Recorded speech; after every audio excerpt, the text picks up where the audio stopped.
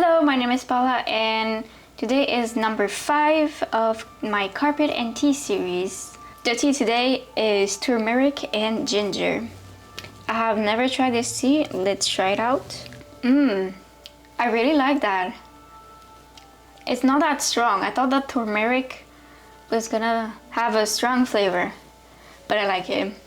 We also have a new friend here, so we brought this new plant to our collection. I think now you can see it over here. I always do like a background now for every introduction I put in every video. I'm born in Cartagena de Indias, which is a coastal city in Colombia, South America.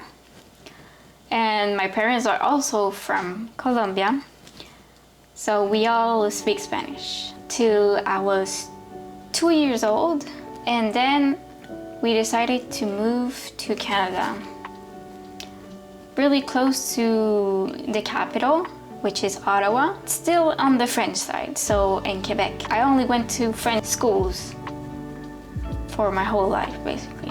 So in conclusion, I know 3 languages, which is Spanish, French, and English. I don't remember what was my first language spoken. I have a theory that was actually English, because I watched a lot of Dora the Exploradora. But when I entered elementary school, as I was in a French school, I kind of forgot about it, because it was most focused on French. And it's sad to say, but I had to relearn English, kind of. I was in immersion for international students to learn more French. I had these courses when pre-elementary and my first year of elementary school. I was still not that great at French, honestly. My comprehension, reading comprehension, writing was always around the 60% mark, which is the passing mark. It followed me to my end of high school. Fortunately, I did have to present a minister exam for writing and reading in French because it was COVID. I got saved. I don't know if I will even graduate high school with an international diploma. If it wasn't for that, I would just have to make another year and go with it. It will be kind of sad, think of that reality. So thank God COVID, because I graduated in 2020. I will go with French first. How much time have you studied French? 11 years? You're fluent? Yes. Does the ministry think you're fluent? No, because they don't know, because I never make an exam.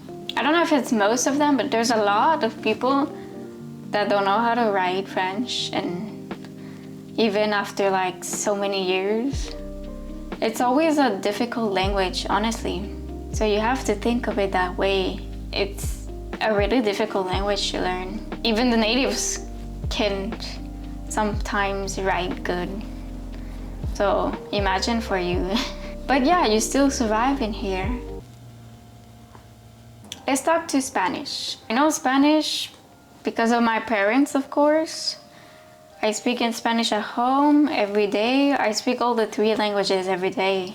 At least if it's talking to myself in front of a camera or yeah, just having friends and people meetings. You always use these 3 languages. At least it's always with me. So I listen to music and everything in Spanish. I'm recently reading Spanish literature to catch up. I had Spanish classes in high school. It was 2 years of Spanish classes.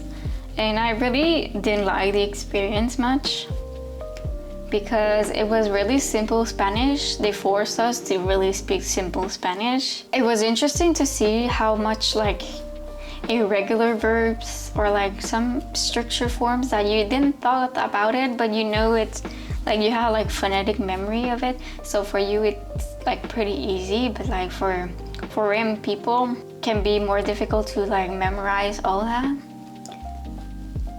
So it's a pretty interesting language, but no, I actually skipped my Spanish classes and went to do some volunteering for the immigration, like the immersive French classes, the new arrival people, new like Spanish arrivals came to the city. So I teach them how to learn French, basically. It was fun. That was more fun than my classes because I thought it was really no Spanish. Why am I here? I wish I could learn another language like Italian. So how is your Spanish? I would say it's good. I would say I do sound like a Colombian, but I don't sound like someone from like Bogota, for example, which is the capital. They would say, oh, okay, you're from Colombia? Yeah, sure. You speak well, but you're not from there. Like people know I'm not from there. Sometimes I can get the Mexican swing because there's a lot of Mexican media around here. Sometimes I often hear one comment saying like, it's like you're thinking in French or English and then you speak Spanish. Like you're an English person trying to speak Spanish. It's not that I speak with an English accent. It's just that the way I think of, I guess, my sentence first come as if I was thinking in another language first, which I thought it was pretty curious. Because that means you are never gonna be native 100% because you're not from there. You have not lived the core of it. Yes, you know the language, but they know you're not from there. You know that, oh yeah, she's Colombian, but she doesn't sound like from Bogota because she never lived there. Of course I never lived there. I only lived there for like a month, max. Kind of frustrated me because I wish I was more perfectionist about my language. But it's impossible to reach perfection. Like, I say I never speak French perfectly.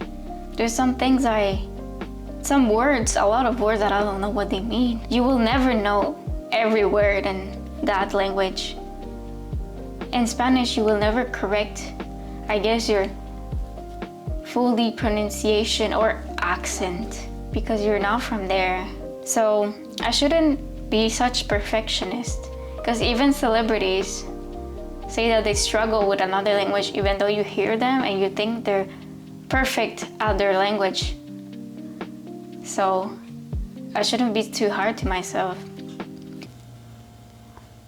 Finally, I wanted to go with English.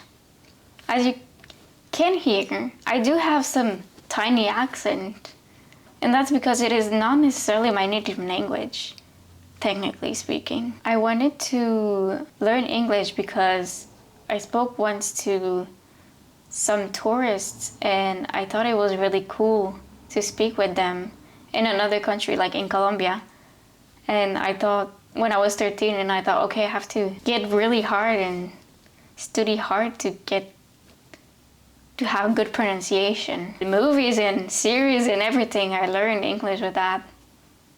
But I never studied in English. There's a lot of elements in your field that you need to learn in English, but you didn't study itself in English.